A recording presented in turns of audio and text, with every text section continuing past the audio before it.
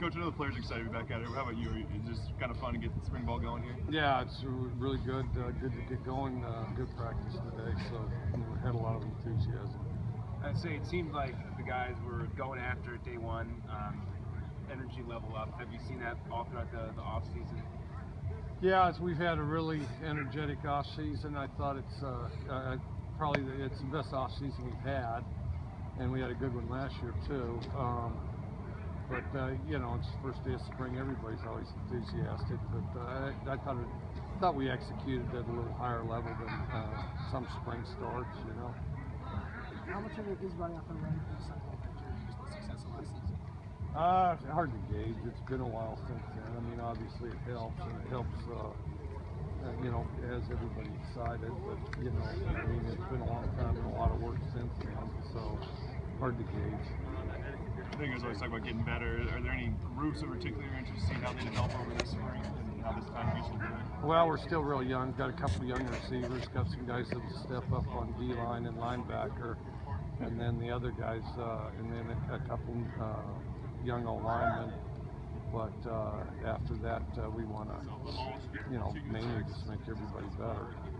How important is spring ball just in general? Because I know that some coaches are a bit more conservative in spring balls. They wait for the fall. But how important are these reps as you enter off-season? I think it's really important. I think our focus and intensity on it is huge.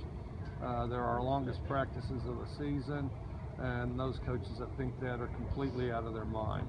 So, and I agree. I mean, there's a lot to think that, you know, save everybody for the season. Well, I mean, that's crazy. I mean, you know, if you want to have good skills, you got to develop them. So. It seemed like River Craycraft kind of stuck out today. Well, what have you seen from him as far as improvement from last year to now? Haven't seen a ton just because he's been in and out, but he did play good today. I thought he played good today, and he's done well in the off season too. Is this time too that you look for some leaders to step up for your team, maybe guys who are younger to take a more of a leadership role? Yeah, that's starting to evolve some. Started, you know, some in the off season, and then of course it continues here. And then in the case of us as coaches, we have an opportunity to see it, you know, a little better. How's he look today and throughout the off season with his training? I thought he looked good. I thought he looked good. He missed a few throws today, but he also, you know, did a good job running the unit, and has gotten better.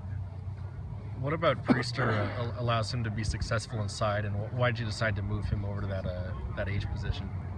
He's fast, and you know, he runs well, and also he's a thick, strong guy, and then I think he's versatile enough to play inside or outside, and then some of those younger guys I thought were better outside.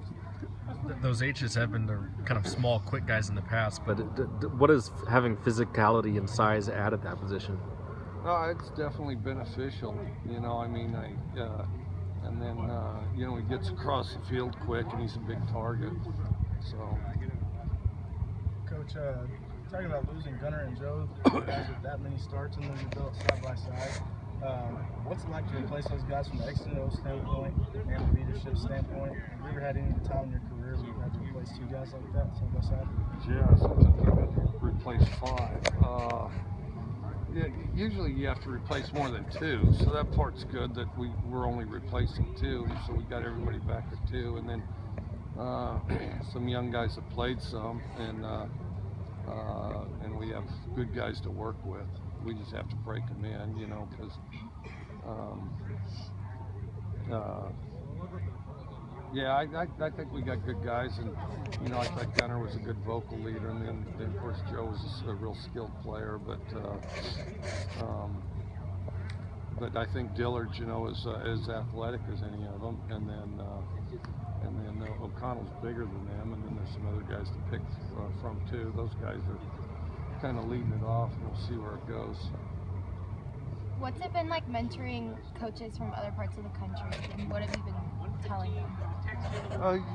You kind of, you know, watch film with them, and then watch film, and then just answer any questions. You know, the guys from Japan are interesting because, hey, they're from Japan, you know, and that's a long ways away. So you don't really get to learn much about that other than through somebody that's been there. I was there once, but it was years ago. So that's good. And then you know, a lot of good high school coaches that do a great job. And sometimes we learn stuff from them too. Thanks, Coach. All right.